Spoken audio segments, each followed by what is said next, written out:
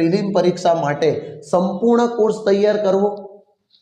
જે વિદ્યાર્થીઓને સંપૂર્ણ કોર્સ આવડે છે એમણે તો સંપૂર્ણ કોર્સ રિવાઇઝ કરવાનો જ છે, પરંતુ માની લઈએ કે ઘણા બધા વિદ્યાર્થીઓ એવા છે કે જેમણે લેટ વાંચન શરૂ કર્યું છે અથવા તો સંપૂર્ણ કોર્સ તૈયાર છે નહીં, તો મિત્રો એમણે ગભરાવાની જરૂર નથી। હું એક સાદી સીધી વાત કરું કે આપને આપણી બુકમાંથી, માની લઈએ કે બાયોલોજીની વાત કરું તો 13 પ્રકરણ છે, 13 પ્રકરણમાંથી કદાચ આજ સુધીમાં આપને 5 પ્રકરણ તો એવા હશે કે જે પાક્કા આવડતા હોય,